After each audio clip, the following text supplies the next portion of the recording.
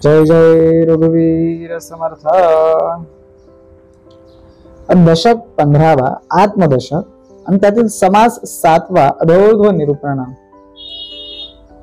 म्हणजे ज्या जीवाला गती आहेत त्या गतीचं विस्तृत उल्लेख समर्थांनी या समासामध्ये केलेला आहे की जसे ज्या पद्धतीने एखाद्या बी मधून त्या बीजातून झाडाचं रूपांतरण होतं, त्या झाडावर नंतर पान फूल फळ येत राहतात, पुन्हा ती फळ पिकतात, पिकल्याच्या नंतर किंवा ते फुलं असतील त्या फुलांमधून आणि त्या फळांमधून बी तयार होते आणि ते बी जमिनीमध्ये येते, पुन्हा त्याचं झाड तयार होतं। म्हणजे ही ज्या पद्धतीने पुनरावृत्ती होते त्याच पद्धतीने ब्रह्मांडाची सुद्धा पुनरावृत्ती तयार होत असते, त्याचा विस्तार तयार झालेला आहे। आणि या विस्ताराचं मूळ बीज समर्थ म्हणतात काय असेल तर तो म्हणजे आत्मा। आणि हा आत्मा हे मूळ बीज ज्याला कळतं ना तो आत्मज्ञानी आहे। जो समजून घेतो, उमजून घेतो, जो जाणीव घेतो तो आत्मज्ञानी आहे। तो या सगळ्या पसारामध्ये आहे परंतु असूनही तो अलिप्त राहतो, त्यामध्ये कुठल्या प्रकारचा तो अडकून राहत नाही। आणि बाकीचे जे काही अज्ञानी आहेत, जे जाणीव घेत नाही, जाणीवेच्या पलीकडे आहेत, ते पुन्हा या पुनरावृत्तीच्या चक्रामध्ये अडकतात, जन्म मृत्यू यामध्येच अडकून राहतात। हाच तर खरा ऊर्ध्वगती आणि अधोगती मधील फरक आहे। म्हणजे ज्यांच्याकडे भगवंताची प्राप्ती आहे, दैवी संपत्ती आहे, ते ऊर्ध्वगतीला जातात आणि ज्यांच्याकडे आसुरी शक्ती आहे, आसुरी संपत्ती आहे, प्राप्ती आहे, ते अधोगतीला जातात। आणि ज्यांच्याकडे या दोन्ही गोष्टींचं मिश्रण आहे ते जन्म मृत्यू पुनर्जन्म यामध्ये अडकून पडतात। ऐल तीराकडून पैल तीराकडे जाण्याचा मार्ग आहे त्या मार्गाचा अवलंब करत नाहीत, म्हणून पुन्हा जन्म मृत्यूच्या फेऱ्यामध्ये अडकून राहतात। अशा या 3 प्रकारच्या गती समर्थांनी या समासामध्ये सांगितलेल्या आहे। श्रीराम समर्थ। नाना विकारांचे मूळ ते हे मूळ मायाच केवळ, अचंचल जे चंचल सूक्ष्म रूप। स्पष्ट सांगितलं की या ब्रह्मांडामध्ये जे काही बदल होतात, जे काही फिरत राहत चक्र आहे, या सगळ्याच मूळ जर बघायला गेलं, नाना विकारांचे मूळ ते हे मूळ मायाच केवळ। काय मूळ तर ही मूळ माया। अचंचल जे चंचल सूक्ष्म रूप। म्हणजे अविचल अशा परब्रह्मामध्ये ती चंचल अशी माया सूक्ष्म स्वरूपात असते, ती काय आपल्याला दिसत नाही, ती काय आपल्याला कळत नाही, ती जाणून घ्यावी लागते, त्याची जाणीव असणं गरजेचं आहे। जाणीव हे तिचे स्वरूप, म्हणजे मूळ माया जाणीवेची, मुळींच्या मूळ संकल्पाची, ओळखी षडगुणेश्वराची येण्याची नाही। आता जाणीव हे तिचं मूळ स्वरूप आहे, कोणाचं त्या मायेचं। मूळच्या परब्रह्मात ती संकल्प बनून उठली आहे, एकोहम बहुश्याम। ओळखी षडगुणेश्वर 6 प्रकारचे गुण सांगितलेत षडगुणेश्वरांचे, येण्याची नाही। कोणते 6 गुण आहेत? ऐश्वर्य, यश, श्री, औदार्य, ज्ञान आणि वैराग्य। असा ह्या 6 गुणांनी ज्याच्याकडे हे 6 गुण आहेत तो ईश्वर, ज्या संकल्पच बरोबर की नाही। प्रकृती पुरुष शिवशक्ती, अर्धनारी नटेश्वर म्हणती, तरी ते अवघी जगज्योती मूळ त्यासी। आता प्रकृती पुरुष शिवशक्ती बघायला गेलं तर हे काय आहे? नुसतं पुरुष आहे तिथे प्रकृती नाहीये, बरं त्याला किंमत आहे का? तिथे शिव आहे, शक्ती नाही, किंमत आहे का? साखर आहे, गोडी नाही, किंमत आहे का? गुरु आहे, शिष्य नाही, किंमत आहे का? म्हणजे गुरुला सुद्धा ओळख कोणाची लागते, साथ कोणाची लागते, शिष्याची लागते, तर गुरुची ओळख होते. म्हणजे उदाहरणार्थ एखादा सफेद रंग आहे, त्याच्यावर काळा रंग दिसतो की नाही दिसला पाहिजे, तर त्या सफेद रंगाची ओळख आहे. तसं पुरुषाला प्रकृतीची गरज आहे, प्रकृतीला पुरुषाची गरज आहे, तर त्यांची ओळख आहे. म्हणजे हे वेगवेगळ्या नावाने, हे जे काही मूळ आहे हे वेगवेगळ्या नावाने ओळखलं जातं. ते प्रकृती पुरुष जे दोघं आहेत, मागेल आपण एका समासामध्ये पाहिलं होतं की दोघं आहे असे, बरोबर ना? हा, ते की प्रकृती पुरुष, शिवशक्ती, अर्धनारीश्वर, नटेश्वर म्हणते, म्हणजे अशा नावाने ते ओळखले जातात. अर्धनारी, नटेश्वर पण त्यांना म्हटलं जातं. म्हणजे तो ईश्वर कसा आहे? अर्धनारी, प्रकृती आणि पुरुष. पुरुष म्हणजे मूळ आणि ती माया, प्रकृती. शिव शक्ती, शिव म्हणजे तो पुरुष, मूळ पुरुष, आणि शक्ती म्हणजे माया. अर्धनारी, नटेश्वर हे सुद्धा तर नाव आहे. तरी ते अवघी जगत ज्योती मूळ ते असं, ती मुळातील खरी जगत ज्योती आहे. संकल्पाचे जे चळण तेची वायोचे लक्षण, वाय आणि त्रिगुण आणि पंचभूते. आता हे जे आपण संकल्प बघितलं, जगत ज्योती जे काय आपण बघितलं, मग परब्रह्माचा जो काही संकल्प म्हणून ते माया जी राहिलेली आहे, मूळ माया जी राहिलेली आहे जाणीवच्या रूपातून, त्या संकल्पाचे जे चलन त्याची वायूचे लक्षण. त्या संकल्पामध्ये जे काही चलन आहे, चालना देणारी शक्ती आहे, ते म्हणजेच वायू आहे. म्हणून आपल्याला जाणीव होते ते म्हणजेच वायू आहे, बरोबर ना? त्याची वायूचे लक्षण वायू आणि त्रिगुण आणि पंचभूते. आणि या वायामुळेच कोण आहेत पुढे? 3 गुण आहेत. ते गुण ब्रह्मा, विष्णू, महेश, आणि 5 महाभूत आहेत, पृथ्वी, आप, तेज, वायू, प्रकाश, आकाश. हे पंचमहाभूत आहेत, त्यापासूनच त्या वायूमुळेच तयार झालेले आहेत. आणि ते कसे आहेत? सूक्ष्म रूपामध्ये, त्या अदृश्य रूपामध्ये होतीच आधीपासून.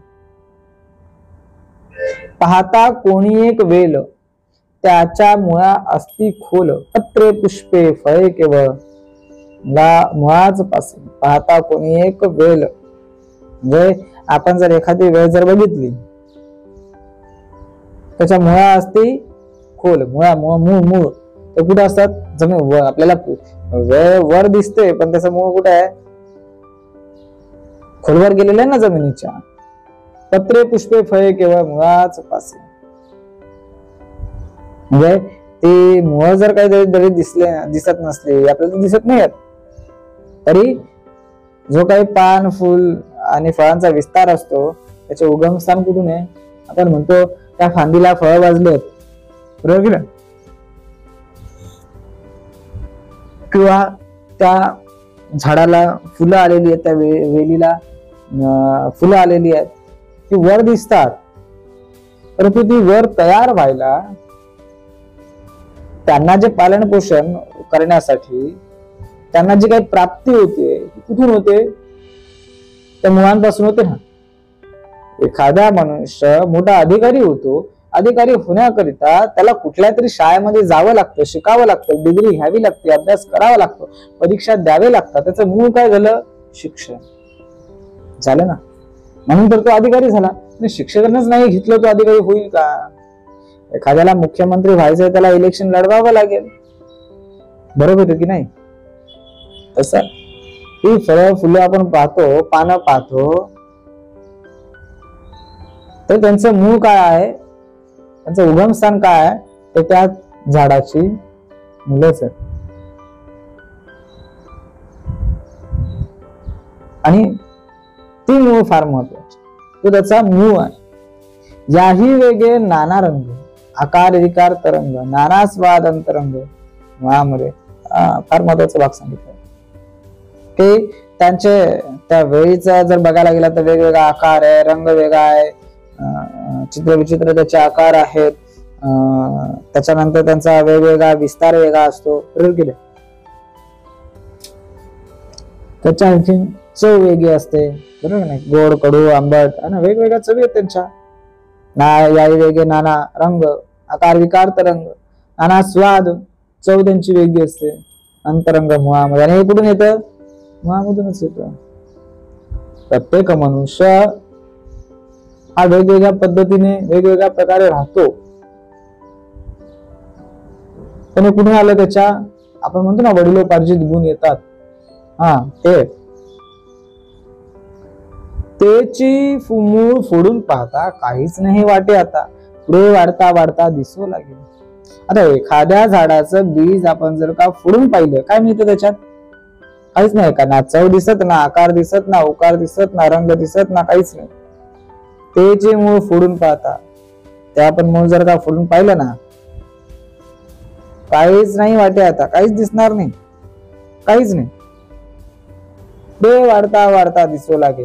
ज्या वेळेमध्ये ते बीज आपण एखाद्या जमिनीमध्ये पुरतो, लावतो, त्याला पाणी काय खत जे असेल ते आपण घालतो, जसं जसं ते मोठं होतं, तयार होतं, तेव्हा ते आपल्याला दिसायला लागतं. बरोबर ना? वाढल्यानंतर दिसणार ते, तसं दिसणार नाही. कड्यावरी वेल निघाला, अधोमुखे वय चालेला, फापावून पुढे आला भूमंडळ. म्हणजे वेल जरी आपण एखाद्या डोंगराच्या कडावर जरी लावला, कडावरी वेल निघाला, अधोमुखे चालेला. कुठे चाललाय तो? कुठे चाललाय? अधोमुखे. पुढं खाली तोंड करून जमिनीच्या दिशेने वाढतंय ते. बरं ना? मूळ कुठे जातंय? खालच्या दिशेला जातं ना, का वरच्या दिशेला मूळ येतं? जमिनीमध्ये एखादा आपण बीज लावलं तर त्याच मूळ कुठे जातं? खालच्या दिशेला जातं, जमिनीच्या दिशेला जातं. तैसे मूळ माया जाण. आता हे उदाहरण सांगितलं आपल्याला. तशीच मूळ माया आहे. पंचभूते आणि त्रिगुण मूळ आहे ते प्रमाण प्रत्येक जाणावे, आपण जाणलं पाहिजे. मूळ माया सुद्धा त्या वेलीसारखीच आहे. 5 महाभूत जी आहेत, पंचमहाभूत जी आहेत आणि त्रिगुण जे आहेत, हे मुळात सूक्ष्म रूपामध्ये मुळातच असतात. या गोष्टीची आपण खात्री केली पाहिजे, ती अनुभवातून केली पाहिजे, ती घेतली पाहिजे, त्याची जाणीव केली पाहिजे. आपण प्रत्यय घेतला पाहिजे. अखंड वेळ पुढे वाढला, नाना विकारे शोभला, विकारांचा विकार झाला संभाव. आता जसं जसं ते वेळ वाढत जाते, अखंड वेळ पुढे वाढला, नाना विकारी शोभला, वेगवेगळ्या त्याला आकार उकार सगळं यायला सुरुवात झाली. पान फल फूल यायला सुरुवात झाली. ते वेगवेगळ्या प्रकारे शोभून दिसायला सुरुवात होते. मग फांद्या येतात, एकमेकांमध्ये गुंतात, जाळी तयार होते, वेगवेगळी टोकत त्याची तयार होतात. ते पुढे पुढे पुढे पुढे जाते, मोठं मोठं मोठं मोठं मोठं झाड तयार होतं, त्यांचा विस्तार वाढतो. नाना फडगरे फुटली, नाना फडगरे फुटली, नाना झुंबाडे वाढली, अनंत अग्ने चालली सृष्टीमध्ये. कित्येक फळती पडती, सगळेचे अनेक निघती ऐसी होते आणि जाती सर्व काळ. म्हणजे आता ते झाड मोठं झालं, झाड मोठं झाल्याच्या नंतर त्याला पानं येतात, फुलं येतात, कित्येक फळती पडती, कित्येक अशी फळं त्याला तयार होतात. आणि ती जी काही फळं आहेत ती गळून पडतात, पडून जातात. सगळेच्या अनेक निघती ऐसी होती आणि जाती सर्व काळ. सतत चालू असतं, हे चक्र आहे. नवीन तयार होतात, ती फळं येतात, परत काही दिवसानंतर दुसरी नवीन फळं लागतात, चालूच आहे. एखाद्या संतांच्या संगतीमध्ये गेल्याच्या नंतर असलेले अवगुण निघून जातात, परंतु पुन्हा आपण संगत सोडली, पुन्हा चालू होत. एक वेलची वाळले, पुन्हा तेथेची फुटले, ऐसे आले आणि गेले किती एक. म्हणजे आता एखादी वेळ जर का वाळली, एक वेलची वाळले, सुकून गेली, ती पुन्हा दुसरी तयार होते ना, फुटते, पुन्हा तेथेची फुटले, ऐसे आले आणि गेले किती. असे कित्येक येतात, कित्येक जातात. परमार्थामध्ये सुद्धा कित्येक वर्षांपासून परमार्थ चालत आलाय. समर्थांनी ज्या वेळेमध्ये दासबोध ग्रंथ घडवला, कित्येक आले आणि गेले, येत असतात, जात असतात. पाण्या झडते आणि फुटती, पुष्पे फळे तेनेची रीती, मध्येच जीव हे जगती असंभाग. पानं सुद्धा काही गळून जातात, पडतात, पुन्हा नवीन तयार होतात. फुलं आहेत, फळ आहेत, सगळ्यांचा प्रकार सारखाच आहे. त्याच्यामध्ये कित्येक नवीन नवीन जीव जंतू जे असतात त्यांचं पालन पोषण होतं, बरोबर की नाही? पानं खातात, फळं खातात, फुलं खातात, तर ते पानं येऊन जातात, पण नवीन नवीन जीव, झाड तिथंच आहे, जीव वेगवेगळे येऊन जातात ना. एखादं आपण घर बांधतो, त्या घरामध्ये आपला पंजोबा असतो, पंजोबा नंतर आजोबा राहतो, आजोबा नंतर त्याचे मुलं राहतात, आपण राहतो, आपली मुलं राहतील, कित्येक पिढ्यान त्या घरामध्ये येऊन राहून जातात. अवघा वेलची करपतो, मुळापासून पुन्हा होतो व्हायचा अवघा विचारच होतो प्रत्यक्ष झाला. कधी कधी एखादा पूर्ण तो वेळ करपून जातो उन्हामध्ये, पण त्या मुळापासून पुन्हा नवीन तयार होते ना. आपण ज्या वेळेमध्ये आता भात कापण्याची सीझन चालू आहे, भात कापतो आपण, बरोबर ना, पीक जे काही शेतामध्ये होतं ते कापतोय, पण पुन्हा जर का पाणी पडलं तर त्याच याच्यापासून पुन्हा पीक तयार व्हायला सुरुवात होते ना. मूळ खाणून काढिले प्रत्येक ज्ञाने निर्माण केले, तरी मग वाढण्याची राहिले सकळ काही. अशा वेळीच जर का मूळच जमिनीतून उपडलं, मग आता ते काय होतं, आपण काय बघितलं, ते मूळ पुन्हा त्या मुळापासून पुन्हा निर्मिती होते. पण काय म्हणतात, मूळ खाणून काढले, पुन्हा खणून काढले, ते मूळ प्रत्येक ज्ञाने निर्मूळ केलं, म्हणजे पूर्ण त्याला नष्ट करून टाकलं. जी काही माया होती त्याच्यामध्ये अडकलेली ती मुळापासून काढून टाकलेली आता. तरी मग वाढण्याची राहिले सकळ काही. होईल का वाढ? नाही, खुंटलं ते, मुळापासून काढून टाकलं ना. म्हणून मुळी बीज शेवटी बीज, मध्ये जरूप बीज, ऐसा हा स्वभाव सहज विस्तारला. ही ओळी फार महत्वाची. काय मग बीज असते ते, म्हणजे फळात असेल किंवा फुलात असेल, ह्याच्यामध्ये नंतर परत येतं, बरोबर की नाही? म्हणजे पहिल्यांदा आपण बीजचं रोपण केलं, त्याला ते वेळ तयार झाली, झाड तयार झालं, बरोबर की नाही? त्याच्यापासून फुलं तयार झाली किंवा फळ तयार झाली, त्या फळांमध्ये फुलांमध्ये बी तयार झालं. म्हणजे मूळच सुरुवातीला आपण बीज होत, आणि शेवटी जेव्हा ते पडतं तेव्हा पण त्याच्यामध्ये बीज तयार होतं, बरोबर? म्हणजे मूळ बीज शेवटी बीज, मध्ये जरूप बीज, म्हणजे मधल्या वेळेमध्ये काय असतं, ते ट्रान्सपोर्टेशनचं काम करतं, ते जर रूपामध्ये आहे, बरोबर की नाही? मध्ये जरूप बीजाचा हा स्वभाव सहज विस्तारला. म्हणजे हा विस्तार निसर्गामध्ये पुनरावृत्तीचा क्रम चालू ठेवतोय, बरोबर की नाही? नवीन निर्मिती करायची. मुळामधील ज्या गोष्टी सांगत आहे बीज सृष्टी, जेथील अंश तेथे कष्टी न होता जातो. काय की मुळात काय असावे त्याचा अंदाज बीजापासून बनलेल्या पानं असतील, फुलं असतील, या फळांवरून करता येतो. कोणावरून? ते पान, फुल, मुळात काय त्याच्यावरून कळतं. म्हणजे एखादं आपण झाड लावले, त्या झाडाला जर का जांभूळ आलेले असेल, आपण ते समजतो की ही बी जांभळाची होती, बरोबर की नाही? तसं करणार नाही. म्हणजे त्याचा मूळ आपल्याला त्या फळांवरून त्याला काय प्राप्त झालेलं आहे त्याच्यावरून. आपण शिकत असताना आपण जे शिकतोय ते शिकलेले बाहेर जेव्हा आपण ज्ञान देत असतो, त्या ज्ञानातून कळतो की आपण काय शिकलोय. म्हणजे जर एखादा विज्ञानाचा शिक्षक असेल तर तो त्याने काय शिक्षण घेतलेलं असेल, विज्ञानाचं शिक्षण घेतलेलं असेल. एखादा शिक्षक जर काय गणित शिकवतोय तर त्याने गणिताचं शिक्षण घेतलेलं असतं. हे कोणावरून कळलं? तो काय शिकवतो ह्याच्यावरून कळलं. मला आंब्याचं फळ त्या झाडावरून मिळतं म्हणजे तो आंबा आहे, ते लावले गेलेलं बीज हे आंब्याचं होतं, हे तिथे कळतं. जेथील अंश तेथे कष्टी न होता जातो. जी गोष्ट ज्याच्यापासून उगम पावलेली आहे त्यातच तिचा शेवट होत असतो, लोप होत असतो, बरोबर की नाही? दुसरा कशामध्ये होणार नाही.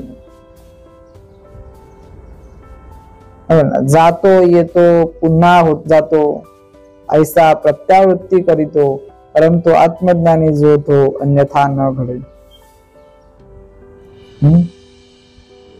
जो नवीन नवीन जन्माला येतो, मृत्यू पावतो, पुन्हा जन्मास येतो, सतत सतत त्याच्या फेऱ्या चालू आहेत. जातो येतो पुन्हा जातो, ऐसा प्रत्यावृत्ती करतो. परंतु आत्मज्ञानी जो तो अन्यथा न घडे. पण जो आत्मज्ञानी पुरुष आहे, ज्याला हे सगळं कळतं, ज्याला याची सर्वांची जाणीव आहे, तो या जन्म मृत्यूच्या फेऱ्यामध्ये अडकत नाही. न घडे ऐसे जरी म्हणावे तरी काहीतरी लागे जाणावे, अंतरीच परी ठावे सकाळ सकाळचे. तसे फेऱ्यात सापडू नये असे जर वाटत असले तर त्यासाठी आत्मज्ञान प्राप्त करून घ्यावं लागेल ना. काहीतरी जाणावं लागेल, अंतरीच परी ठावे सकाळ सकाळचे. ते आत्मज्ञान प्रत्येकाच्या जीवात अंतर्यामीच आहे, पण ते काही साधता येत नाही. त्याचा अभ्यास करावा लागतो, संतांची संगत करावी लागते. हे सगळ्यांना सहजतेने प्राप्त होत नाही. आहे प्रत्येकाकडे, आकलन होत नाही. तेनेसीच कार्यभाग करीती, परंतु तयास नेनती दिसेना ते काय करीती बापुडी लोक. म्हणजे हे त्या आत्म्याच्या योगानेच लोक कर्म करत असतात, परंतु त्याला जाणत नाही. कर्म करतात, आत्म्याच्या जाणीवेतून कर्म करतात, पण त्यांची जाणीव घेत नाहीत. तो आत्मा पाहण्यासाठी जी काही दृष्टी लागते, अभ्यास लागतो, ज्ञान लागतं, ते त्यांना काही मिळत नाही. ते यांच्याकडे दूरदृष्टीच नाहीये. मग ते काय करतील? त्यास मेहनती दिसेना ते काय करतील. त्यांना कळतच नाही, दूरदृष्टीच प्राप्त होत नाही, ते काय करणार? त्याला बापुडे लोक म्हटलं जातं. विषय भोग तेणीची घडे, तेणे विन काहीच न घडेस, तू सांडून सूक्ष्मी पवाडे ऐसा पाहिजे. काय आत्म्यामुळेच त्या जीवाला विषय, जे पण काही वेगवेगळ्या प्रकारचे विषय आहेत ते भोगता येणं शक्य आहे. त्याच्याशिवाय काहीच नाही. तो आत्मा जर का निघून गेला तर त्याला कितीही गोड आणून दिलं, आवडतं आणून दिलं, पाहिजे ते आणून दिलं, तरी तो खाऊ शकत नाही.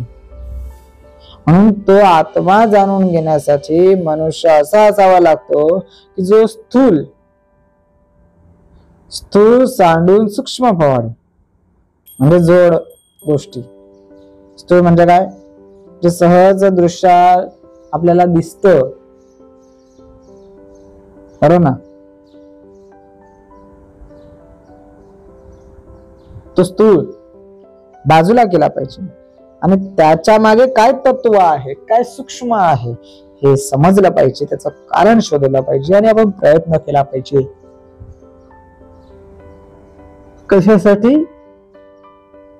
कशासाठी प्रयत्न केला पाहिजे? त्या आत्म्याचा शोध घेण्यासाठी, म्हणजेच ऐल तीराकडून ऐल तऱ्याकडे जाण्यासाठी, या 84 लाख योनींमधून सुटण्यासाठी. जे आपलेची अंतर,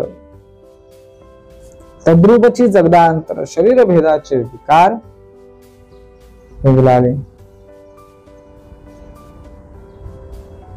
काय? जे आपलेची अंतर, तद्रूपची जगदांतर, जे शरीर भेदाचे विकार वेगात, म्हणजे आपले जे आपलेची अंतर, आपल्या अंतर्यामामध्ये जे तत्व आहे ते जगाच्या बाहेर आहे. म्हणजे पिंडी ते ब्रह्मांडी, ज्या आतमध्ये तेच बाहेर आहे. तद्रूपतेची जगदांतर, बाहेर पण तेच आहे. शरीर भेदाचे विकार वेगळा आहे. फक्त जे काही शरीरांच्या वेगवेगळ्या आकार आहे तोच वेगळा आहे. बाकी काय दिसतं का? काहीच नाही. म्हणजे जरी शरीराने वेगवेगळे जरी लोक दिसली तरी त्या शरीरामध्ये जे आहे तेच ब्रह्मांडामध्ये आहे, बरोबर की नाही? फक्त शरीरांचा आकार वेगळा आहे, दिसायला वेगळं दिसतोय. कोण काय, कोण गोरा आहे, कोण जाडा आहे, कोण पातळ आहे, बरोबर की नाही? परंतु पंचमहाभूत आहेत त्याच्यामध्ये पण, जे ब्रह्मांडामध्ये आहेत. त्याच्यामध्ये काय वेगळं आहे का? काहीच नाही.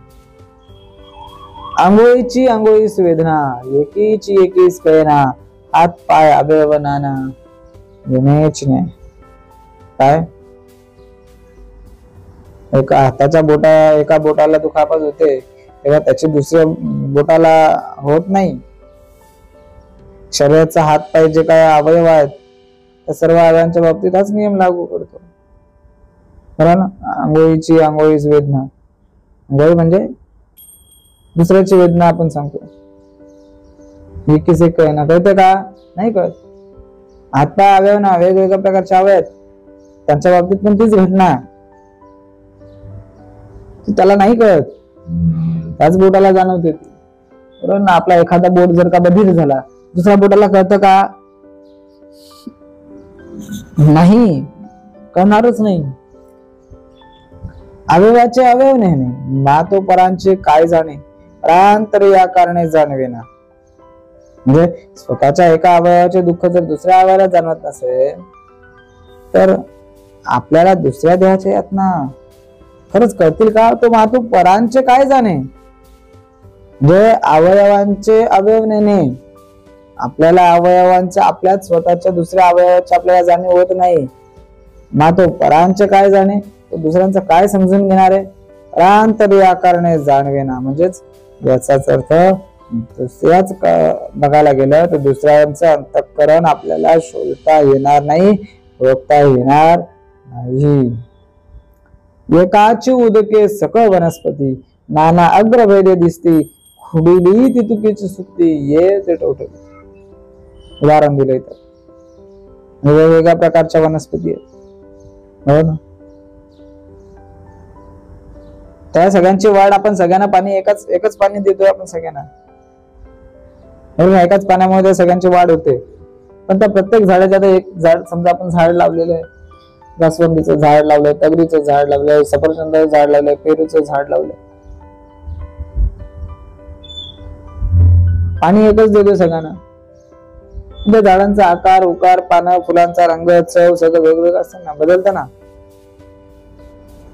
भेद आहेत. एकाची उदके सकळ वनस्पती, सगळ्या वनस्पतींना एकच पाणी दिलेलं आहे. नाना अग्र भेदे दिसते, दिसणारच ना. खुडली तितकी सुकती, बरोबर की नाही. आता त्याच्यापासून जी तोडली आपण ती काय होणार, सुकणारच. आणि जे बाकीचे राहिले जी तोडली नाही ती तशीच राहणार, टवटवीत दिसणार ते आपल्याला, है की नाही. खुडली तितकी सुकती, जे काय आपण खुडलेत काढलेत ते सुकणारच. आणि येर ते टवटवीत, जे काही तोडलं नाही ते टवटवीतच दिसणार आहे. येण्याची न्याय भेद झाला, कळेना एकाचे एकाला, जानपणे आत्मयाला भेद नाही. आहे का भेद? ही विविधता सगळं कशामध्ये आहे? येण्याची न्याय भेद झाला, न्यायभेद झाला. विविधता बघितली आपण ही मनुष्यामध्ये आहे. एकाचं अंतःकरण दुसऱ्याला काही ओळखता येणार नाही, कळेना एकाचे एकाला, जाणपणे आत्म्याला भेद नाही. बरोबर ना. पण जो दुसऱ्याचं दुःख सुख जाणतो तो आत्मा हा प्रत्येकाच्या शरीरामध्ये सारखाच आहे, त्याला काही बाकी भेद नाही. जाणपणे आत्म्याला भेद नाही, आत्म्याला भेद नाहीच आहे. कारण तो जाणीव येतोय, जाणीव येत आहे म्हणून त्याला भेद नाही. आत्मत्वी भेद दिसे, देह प्रकृती करता भासे, तरी जाणतचे असे बहुतेक. म्हणजे बहुतेक वेळा काय होतं, बरोबर आपण जर बघितलं तर प्रत्येकाचा आत्मा वेगवेगळा असं वाटतं आपल्याला, बरोबर ना. माझ्या अंतःकरणी, तुमच्या अंतःकरणी, इतरांच्या अंतःकरणी आपल्याला असं वाटतं अरे तो वेगळा आहे, तो वेगळा आहे, तो वेगळा आहे. हा आत्मा काही वेगळा नाहीये.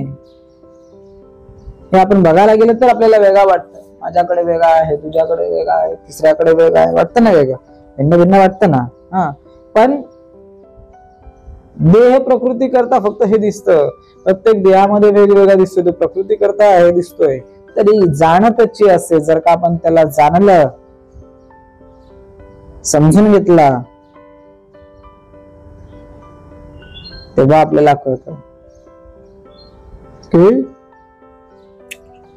आत्मा वेगळा नाही, आत्मा एकच आहे. देखोन ऐकून जाणते, शहाणे अंतर परीक्षते, धूर्त ते अवघेची समजती गुप्त. म्हणजे काय होतं की बहुतेक लोक काय करतात, बरोबर बघून आणि ऐकून माणसांची पारख करायला सुरुवात करतात. देखून ऐकून जाणती, बघतात, ऐकतात, समजून घेतात. परंतु जे शहाणे असतात,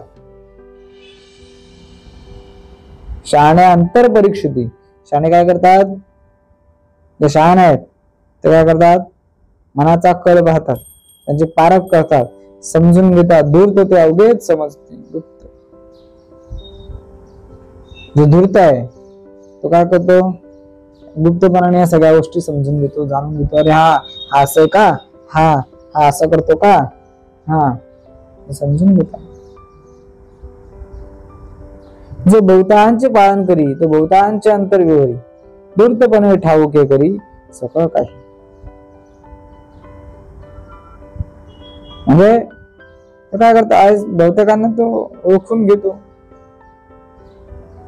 बहुतांचे पालन करी बहुतांचे अंतर. बऱ्याचशा जणांचं त्यांना शंका निरसन करत असतो, बरोबर की नाही, त्यांना सगळं सांभाळून घेतो, सांगत असतो. बहुतांचे अंतर विवरी, धूर्तपणे ठाऊके करी. त्यांचं धूर्त आहे, तो काय करतो, सगळ्या गोष्टी समजून घेतो, समजून घेतो, जाणीवेत येतो. आधी मनोगत पाहती मग विश्वास धरिती, प्राणी मात्र येणे रीती वर्ततात.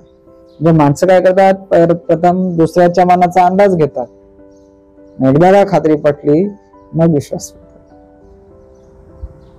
असंच तर सगळ्या प्राण्यांचं पण आहे, मनोगत घेणार त्यांचं पहिल्यांदा, मग विश्वास ठेवणार. ही प्राण्यांचं वर्तनाची प्रक्रिया आहे.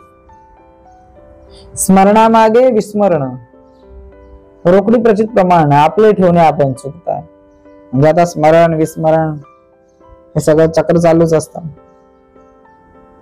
ह्याचा प्रत्यक्ष अनुभव आपल्याला प्रत्येकाला आहे. म्हणजे आपण एखादी वस्तू जर का ठेवले कुठेतरी, ती आपल्याला सापडत नाही, सापडते का, आपलेची आपणा स्मरणा, बोलले ते आठवेना, ती अनंत कल्पना ठावक्या राहायच्या. कधी कधी काय होतं की आपण काय बोलून गेलो आपल्यालाच आठवत नाही, आपण बोलून जातोय आपल्यालाच आठवत नाही. मग जर आपल्याला स्वतःलाच आठवत नाही, स्वतः बोललेलं विसरायला होतं, मग क्षणोक्षणी मनामध्ये ज्या अनेक कल्पना येतात त्या कशा लक्षात राहतील, ठाऊक कायच्या. ऐसे हे चंचल चक्र, काही नीट काही वक्र, जाला रंक अथवा शक्र, स्मरणास्मरण. म्हणजे हे चंचल मायेचं ज्याचे काही चक्र आहे ना, फार मोठं विचित्र आहे. काही नीट काही वक्र, कधी सरळ फिरते तर कधी वाकडं फिरते. त्याची जी गती आहे तिचा काय हे नाहीये, उलट सुलट फिरणार. जाला रंक अथवा शक्र म्हणजे एखादा भंग झाला किंवा भिकारी किंवा इंद्र असो, बरोबर ना, तरी स्मरणास्मरणी असा प्रकार आहे. हे सगळं कशावर अवलंबून आहे, स्मरण विस्मरणावरच अवलंबून आहे. तो काय होऊ शकतो. स्मरण म्हणजे देव, विस्मरण म्हणजे दानव. स्मरण विस्मरणे मानव वर्तत यथा. स्मरण म्हणजे कोण, जो भगवंताचं स्मरण करतो, क्षणोक्षणाला आठवण होते, ज्याला आत्म्याचं भान आहे, बरोबर ना, देव आहे. आणि दानवांना विस्मरण होत, आठवणारच नाही. स्मरण म्हणजे देव, विस्मरण म्हणजे दानव, हो ना. आणि मानवाची स्थिती काय आहे, कधी मध्ये आठवण, देवाचं नामस्मरण करा, देवाची भक्ती करा, देवाचं स्मरण करा. स्मरण विस्मरण, स्मरण विस्मरण. देवांची स्थिती सांगितली, सतत स्मरणात असतात. असुरांची, राक्षसांची स्थिती सांगितली, विस्मरणात असतात. मनुष्याची स्थिती सांगितली, जो स्मरण विस्मरण, स्मरण विस्मरण असा असतो. तो कधी भगवंताचं नामस्मरण करेल, भगवंताचं गायन करेल, तो कधी त्याला विस्मरण पण होतं. म्हणून देवी आणि दानवी संपत्ती द्विधा जाणावी, प्रचिती माणसी आणावी, विवेक सिद्ध. मग दैवी संपत्ती आणि आसुरी संपत्ती हे कळलं पाहिजे आपल्याला, जाणलं पाहिजे. ते प्रचित माणसी आणावी, विवेक सहित. कुठे आता परत काय आलं पाहिजे इथे? विवेक. अभ्यास केला पाहिजे, आपण प्रचिती पाहिली पाहिजे आणि समजून घेतलं पाहिजे. अन्यथा आपल्याला देव काय दानव काय कळणारच नाही. विवेक विवेक जाणावा, आत्म्याने आत्मा ओळखावा, नेत्रे नेत्रची पहावा, दर्पणीचा. काय आपल्या विवेकाचा वापर आपण केला पाहिजे. विवेक विवेक जाणावा, विवेकानेच विवेकाचा वापर करून विवेकाची जाणीव घेतली पाहिजे. आत्म्याने आत्मा ओळखावा, दुसऱ्याच्या आत्मस्थिती आपण आपल्या आत्म्याने ओळखली पाहिजे. नेत्र नेत्रची पाहावा, बरोबर की नाही? आपण आपला डोळा आपल्या नारशामध्ये आपण बघू शकतो, दर्पणीचा, बरोबर ना? तसं करता येतं. जसं इथे उदाहरण दिलं, स्थूळ स्थूळ खाचवावे. म्हणजे जसं स्थूळ शरीर समजा बघायला गेलं तर आपण असं हातानेच खाजू शकतो ना, हाताने खाजू शकतो ना, मनाने खाजू शकतो. स्थूळ स्थूळ खाचवावे, सूक्ष्म सूक्ष्म समजावे. तसंच सूक्ष्माने सूक्ष्मांची ओळख घेता येते, अंतःकरणातून अंतःकरणाची ओळख घेता येते. एखाद्या वस्तूने एखादी वस्तू आपल्याला तयार करता येते. तसंच हे आहे, अंतःकरणातून सूक्ष्मातून सूक्ष्माची ओळख घेता येते, बरोबर की नाही? खुनेने खुनेसी बाणावे अंतर्यामी. म्हणजेच खूण अंतःकरणात जर असली तर आपल्याला ते लक्षात येते, अन्यथा नाही. विचारे जाणावा विचार, अंतरे जाणावे अंतर, अंतरे जाणावे परांतर होऊन या. काय विचार शक्ती वापरून आपण दुसऱ्याचा विचार जाणून घेऊ शकतो ना. अंतर्यामी आपल्यावरूनच दुसऱ्याच्या म्हणजे आपल्या अंतःकरणातून आपण दुसऱ्याचं अंतःकरण जाणलं पाहिजे. त्याच्या अंतरंगामध्ये काय आहे, कसला विचार करतोय. अंतरे जाणावे परांतर, दुसऱ्याचं अंतर पण आपण अंतःकरण पण जाणलं पाहिजे. त्याच्याशी समरस झाला पाहिजे, एकरस झाला पाहिजे, लीन झालं पाहिजे, त्याच्या अंतःकरणात लीन झालं पाहिजे, दोघं एक चित्त झाले पाहिजे. स्मरणा माझी विस्मरणा भेची भेदाचे लक्षण, एक देशी परिपूर्ण होत नाही. म्हणजे जर का भेदाभेद जर आपण बघितला तर जो काही दिसतो त्याचे कारण म्हणजे आत्म्याच्या समानत्वाचे माणसाला होणारे विस्मरण, हे महत्वाचं कारण. आणि मग त्या विस्मरणामुळे काय होतं, जी काही जाणीव आहे माणसाची ती संकुचित बनते. म्हणून हेच वेदाचे लक्षण आहे. एक देश ही परिपूर्ण होत नाही, तो कधीच समरस. एक परिपूर्ण म्हणजे काय, त्याच्याशी लीन, एक चित्त होत नाही. पुढे सिके मागे विसरे, पुढे उजेडे मागे अंधारे, विस्मरे मागे विस्मरे, सगळं काही हा प्रकार आहे आपला. चाललंय चाललंय चाललंय चाललंय, पुढे पाठ मागे सरसपाट, काही कळत नाही. जसा जसा पुढे पुढे शिकत चालला मागचं सगळं विसरून जातोय. 10 प्रकरण इकडे शिक्षक शिकवतो, पहिला प्रकरण विसरून जातोय. पुढे उजेडे मागे अंधारे, पुढे पुढे पुढे पुढे उजेड घेत जातोय, मागचा अंधार. पुढे स्मरे मागे विस्मरे, पुढचं समोर लक्षात ठेवतोय, समोर जे काही ते लक्षात ठेवतो, मागचं विसरून जातो. ही परिस्थिती आहे. तुर्या जाणावी स्मरण, सुषुप्ती जाणावी विस्मरण, उभयंता शरीरी जाण वर्तती आता. म्हणजे तुर्यावस्था म्हणजे काय, दाखवले वाट, मनाच्या एकापेक्षा एक जास्त प्रगत अवस्था. त्यातून जागृती, स्वप्न, सुषुप्ती आणि तुर्या असे 4 प्रकार होतात. अशा आहेत. म्हणजेच ते ज्ञानरूप स्मरण, बरोबर काय सांगितलं की तुर्यावस्था जी आहे ती म्हणजेच ज्ञानरूप स्मरण आहे. तर सुषुप्ती हे अज्ञानरूप आहे. हे विस्मरणामध्ये जाते, बरोबर. ती आपण जाणली पाहिजे. तुर्या म्हणजे ज्ञान, स्मरण, आणि सुषुप्ती म्हणजे अज्ञान, विस्मरण. या मनाच्या अवस्था आहेत. जागृती, स्वप्न, सुषुप्ती, तुर्या. आणि या दोन्ही अवस्था मानव देहामध्ये आहेत. तुर्या जाणावी स्मरण, सुषुप्ती जाणावी स्मरण, उभयता शरीरी जाण. उभयता म्हणजे मनुष्याला सांगितलं, मनुष्याच्या शरीरामध्ये या दोन्ही आहेत वर्तते. पुढे सांगितलंय समर्थाने पुढच्या समासामध्ये. इति श्रीदास बोधे गुरु शिष्य संवादे अधोर्त निरूपणाम समास 7वा. जय जय रघुवीर समर्थ. श्रीराम समर्थ. इदनं मम.